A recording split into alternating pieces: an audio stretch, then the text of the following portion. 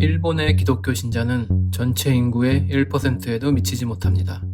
그럼에도 불구하고 서양의 교회 결혼식은 일본에서 큰 인기를 끌고 있고 심지어 외국인들을 고용해서 주례를 맡기기도 합니다.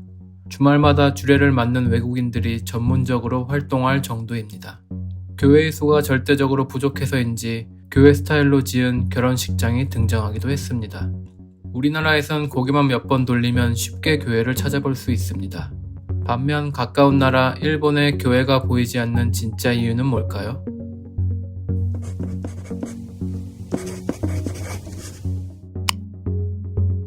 일본을 여행하다 보면 성당이나 교회를 찾는 것이 쉽지 않습니다.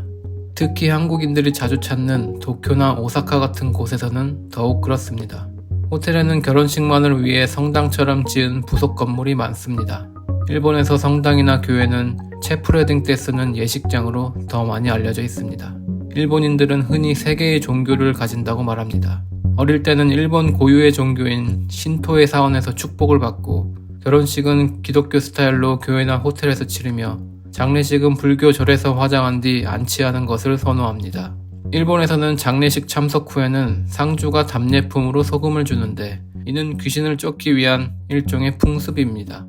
또한 화장터에서는 젓가락으로 유골을 전달해 함에 담습니다. 이 때문에 일본 사람들 사이에서는 젓가락으로 음식을 주고받는 것이 큰 결례입니다. 참으로 알 수 없는 나라입니다. 사실 일본이 이런 독특한 종교 문화를 가진 데에는 몇 가지 이유가 있습니다. 16세기 중반 일본의 전국시대에는 천황은 허수아비일 뿐 실질적인 권력을 가진 쇼군들이 나라를 다스렸습니다. 각 지역은 다이묘라고 불리는 지방 영주들이 통치했습니다. 지방의 영주들은 유럽의 신식 무기를 구입하고 무역품을 얻기 위해 선교사들의 활동을 지원했습니다. 그들 중 일부는 스스로 천주교로 개종하기도 했죠. 천주교가 일본에 처음 도입된 지 50년이 되지 않아서 이미 일본 인구의 약 20%가 천주교 신자가 되었다고 합니다. 일본은 신토와 불교, 더불어 천주교의 나라로 불러도 될 정도였습니다. 하지만 천주교의 세력 확장은 오래가지 못했습니다. 조선을 침략한 도요토미 히데요시는 선교사들이 사회를 혼란스럽게 만들고 순진한 백성들을 천주교로 개종시키며 일본의 전통 종교인 신토와 불교의 신사와 사원을 파괴한다며 선교사 추방령을 발표했습니다. 일본을 신들의 나라라고 선언하기도 했습니다. 히데요시가 죽은 후 도쿠가와 이에야스가 정권을 잡자 천주교는 약 250년 동안 철저히 탄압을 받게 됩니다. 5명 중 1명이 천주교 신자인 상황에서 하루아침에 뿌리 뽑기는 결코 쉽지 않았습니다. 그래서 일본 정부는 불교 사원을 통해 천주교를 억제하는 방향으로 전략을 세웠습니다. 이 시기 불교는 세력을 확장하며 일본 전역에 불교 사원이 없는 곳을 찾지 못할 정도였습니다. 모든 국민이 불교의 절에 등록하도록 해서 종교 신분증을 발급받는 사청제도를 수백 년 동안 시행했습니다. 사청제도는 후에 일본 호적제도의 시초가 되었습니다. 결혼을 하거나 일자리를 구하거나 여행을 다닐 때 국민들은 반드시 이 종교 신분증을 소지해야 했고, 그렇지 않으면 처벌을 받았습니다. 또한 천주교 신자들에게는 예수의 초상화를 밟는 사상 검증인 에후미를 강요했습니다. 개종을 하거나 이를 거부하면 죽음을 선택해야 했습니다. 화형만이 아니라 썰물 때 갯벌에 세운 십자가에 묶어두고 밀물이 올라와 십자가가 바닷물에 잠기게 해서 서서히 숨지게 하는 고문도 했습니다. 그들이 당한 고문 종류는 차마 입에 담기 힘들 정도로 잔인한 것이 많습니다. 천주교 신자를 찾아내서 신고하면 포상금을 줬고, 5명의 그룹에서 한 사람이 밀고하면 밀고한 사람을 제외한 모든 사람들을 처벌하고, 외부에서 밀고하면 그 그룹의 모든 사람들이 처벌을 받았습니다. 가족 중에 1명이 천주교 신자로 밝혀지면 그 가족 모두의 얼굴과 이마에 기리시탄이라는 낙인을 찍었으며, 결혼한 사람의 경우에는 양쪽 가족 모두가 포함되었습니다. 개종한 천주교인의 자손들은 오대손까지 감시를 받았습니다. 그들은 죽은 후에도 장례식을 자유롭게 치를 수 없었습니다. 검사를 해서 몸에 낙인이 없는 사람만이 불교식으로 장례를 치를 수 있었기 때문입니다. 일본의 절들은 우리나라처럼 산속에 위치한 것이 아니라 주택가 주변에 있고 절 안에 가족의 납골묘를 갖추고 있는 경우가 많은 이유입니다. 이런 잔혹한 박해로 인해 순교한 사람들의 수는 약 20만 명에 이른다고 합니다.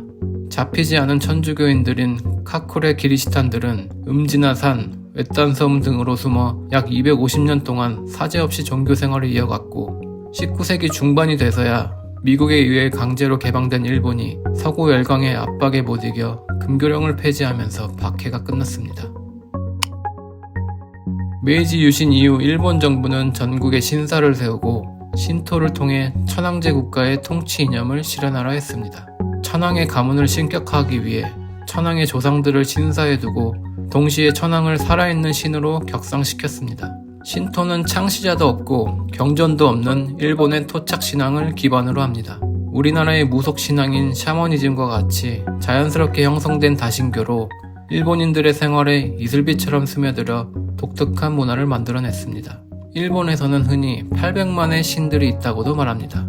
사방이 바다로 둘러싸인 섬나라 일본은 습기가 많아 음기가 강하다고 생각해 귀신이 많고 바다를 건널 수 없어 그곳에 머물게 된다는 미신이 커졌다고 합니다. 신토에서는 뭐든지 신이 됩니다. 고양이도 신이고 요괴도 신이고 강도 신이고 변소도 신이고 천황도 신입니다.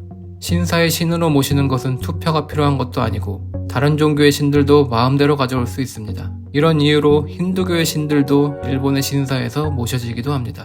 2차 세계대전 전범들이 야스쿠니 신사에 묻혀서 신이 될 수 있었던 것도 이런 문화적 배경 때문입니다. 일본에는 약 30만 개의 크고 작은 신사가 있어 우리나라의 절이나 교회만큼 흔한 종교시설이라고 볼 수 있습니다. 신사의 입구에 세우는 기둥을 토리라고 부릅니다. 애니메이션 센과 치히로의 행방불명에서 치히로와 그 가족들이 이 토리를 통과하는 장면 기억나시나요? 일본인들은 이 신들에게 건강을 기원하고 공부와 사업에 성공을 빕니다. 아기를 갖게 해달라는 부탁도 합니다. 이 모든 것은 1000년이 넘는 오랜 전통과 관습으로 대다수 일본인들에게는 일상의 일부입니다. 일본은 오랜 시간 동안 신토 신앙과 불교의 융합 현상이 일어난 곳입니다. 이로 인해 절과 신사의 구분이 흐려지고 만물의 신이 깃들어 있다는 믿음이 강해져 하나의 신만을 믿는 것을 오히려 이상하게 생각합니다. 일본에서는 절이 다음 생을, 신사는 현생을 담당합니다. 결혼식이나 신년 첫날, 성인식 또는 다른 주요 명절이나 행사가 있을 때 사람들은 자연스럽게 신사를 찾습니다. 한국인들이 1월 1일에 제야의 종소리를 듣기 위해 보신각으로 모이는 것과 비슷합니다. 오마모리라 불리는 부적에는 간해안전, 교통안전, 입시 합격, 사업 번창, 연인, 운수 등 다양한 행운과 복을 기원하는 글귀가 적혀 있습니다. 일본인들은 자신에게 필요한 오마모리를 구입해서 부적처럼 가지고 다니거나 집에 두며 신의 가호를 바랍니다. 일본 애니메이션 영화인 너의 이름은 일본 신토의 핵심을 잘 묘사하고 있습니다. 몸이 바뀐다는 설정은 몸에서 혼이 빠져나온다는 신토의 관념을 바탕으로 합니다. 영화의 주요 배경 역시 신사고 여주인공 미츠아는 신사 가문에서 태어난 무녀입니다. 붉은 매듭인 무스비는 땅의 수호신으로 사람들을 이어주고 시간을 흐르게 해주는 존재로 묘사합니다. 일본인의 의식 속에 신토가 어떤 존재인지를 쉽게 이해할 수 있습니다. 우리나라에서는 밥을 먹기 전에 음식을 차려준 사람에게 잘 먹겠습니다라는 말로 감사의 마음을 전합니다. 그리고 음식을 차려준 사람은 맛있게 드세요라는 답례를 합니다. 이는 동서양 여러 곳에서 공통적으로 볼 수 있는 식사 예절입니다. 하지만 일본에서 밥 먹기 전에 하는 이타다키마스라는 말은 음식을 차려준 사람에게 감사의 말을 전하는 것이 아닙니다. 심지어 혼자 밥을 먹을 때도 이타다키마스라고 합니다. 이는 혼이 담긴 음식을 먹기에 앞서 쌀의 신, 물의 신, 땅의 신, 태양신 등 수많은 신들에게 감사 인사를 드리는 일종의 기도문입니다. 일본의 축제인 마츠리는 신사에서 제사를 올리던 것이 시작이었습니다. 우리나라의 축제라는 단어의 어원 역시 빌축자와 제사 제자를 써서 신에게 제사를 올리며 소원을 빌던 것에서 비롯되었습니다. 1년에 몇 번 혹은 몇 년에 한 번 거대하게 열리는 마츠리는 신토의 제사이면서 동시에 모두가 함께 즐기는 축제로 발전했습니다. 일본에서 신토는 종교적인 문제를 넘어 일본인 고유의 정체성으로 볼 수 있습니다.